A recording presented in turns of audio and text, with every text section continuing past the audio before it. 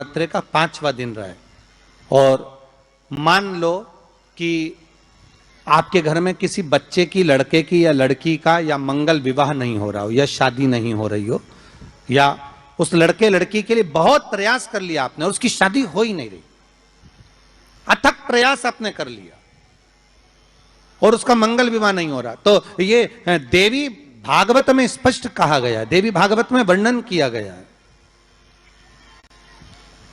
देवी भागवत में वर्णित किया गया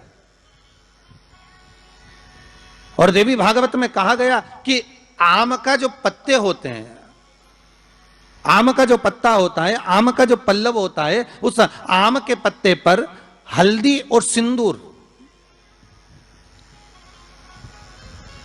इन दोनों से स्वस्तिक का निर्माण किया जाए। देवी भागवत का संवाद है, बहुत ध्यान देना महाराज।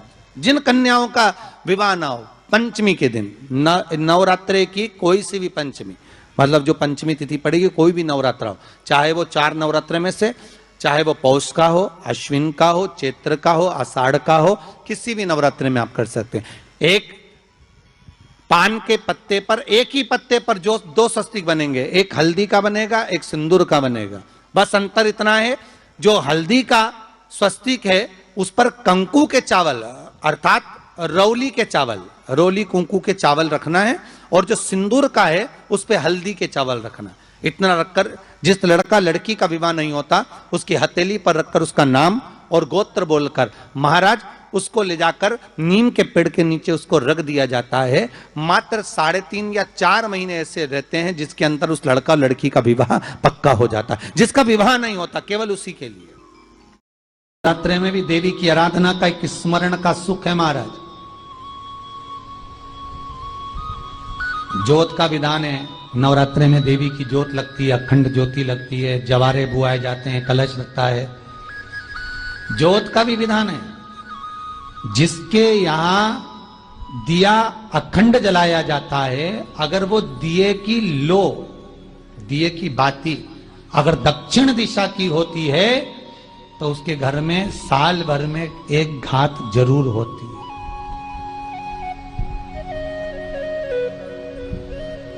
जो दिया अखंड जलता है उसकी बाती का मुख दक्षिण का नहीं होना चाहिए। अगर आपने देवी भागवत का स्मरण कराओ, देवी भागवत को अगर सुना हो, तो देवी भागवत में स्पष्ट किया गया कि पूर्व की ओर मुख करा हुआ दिया अर्थात पूर्व की ओर ज्योत जो जलाई जाती है वो संपदा की वृद्धि करती है। पश्चिम की ओर मुख कर कर जो ज्योत लगाई जाती है महाराज वो वैभव को देती है, और उत्तर की ओर जो मुख कर कर ज्योत जलाई जाती है, उत्तर की ओर जो ज्योत का मुख रहता है वो आयु की वृद्धि करती है, घर में अकाल मौत को रोकती है।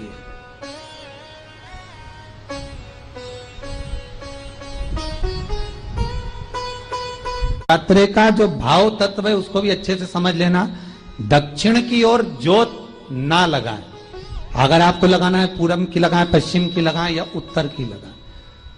और जितने दिन महारानी जगदम्बा जगतधात्री दुर्गा भवानी, अब की बार माताजी घोड़े पर आई है, हर बार देवी बदल बदल के आती है, इस बार जो नवरात्रे आए वो घोड़े के आए। तो घोड़े पर जो देवी जी आती है वो समृद्धि को देने वाली आती है, लक्ष्मी की वृद्धि करने वाली आती है। जैसी घोड़े की रफ्तार होती है उस रफ्तार से लक्ष्मी घर में आती है। तो ये मत सोचना कि कोरोना महामारी ने हमको नीचे गिरा दिया या कोरोना महामारी ने रोक दिया, कमाई के स्रोत रोक दिए, धन रोक दिया, चिंता मत करना। मेरी मां जगत जननी दुर्गा भवानी अब की बार घोड़े पर आई है, साल भर में इतना धन दे देगी कि आपने पीछे के 4 साल में नहीं कमाया होगा, इतनी मेरी मां भंडार भर देगी। ये घोड़े पर आई है, कोई साधारण नहीं हो सकता।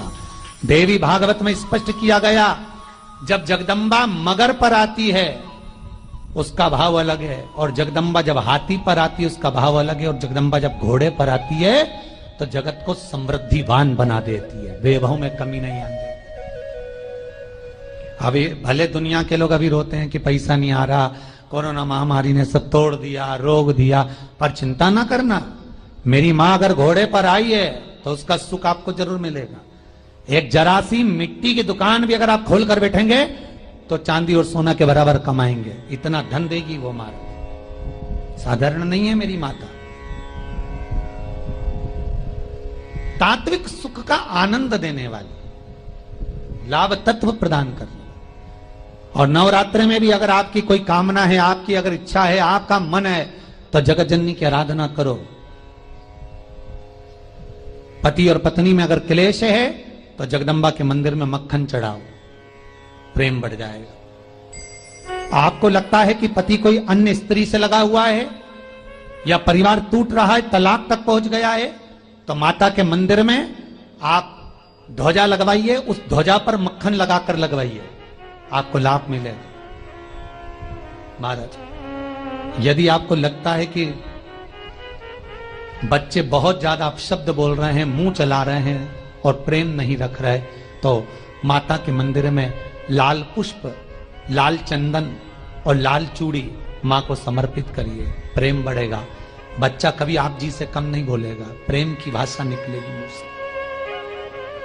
मां जगत जननी की आराधना, जगदम्बा की उपासना। नवरात्रे में 9 दिन में से कोई एक दिन ऐसा ले लो जिस दिन कन्याओं का भोजन कराओ, साथ में उनको लाल चुनरी ओढ़ाओ या कोई लाल वस्त्र, लाल पूजन की सामग्री उनको दो, सुख मिलेगा, आनंद आएगा।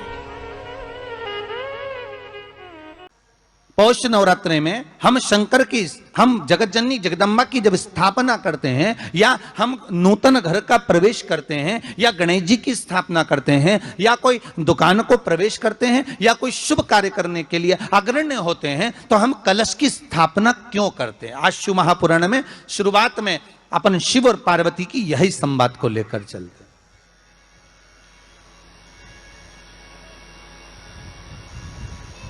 आखिर कलश में ऐसा क्या है? कलश के अंदर आखिर ऐसा क्या विराजमान है कि 33 कोटि देवता उस कलश के अंदर आकर बैठ जाते हैं? महाराज,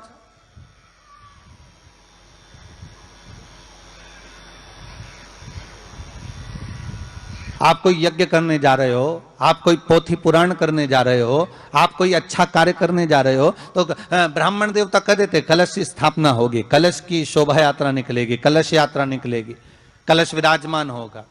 और आज हर की पौड़ी पर, प्रयागराज में या उज्जैनी में, नासिक में जो बड़े बड़े कुंभ के मेले होते, कुंभ का मतलब भी तो कलश से होता, उसकी महत्वता क्यों है?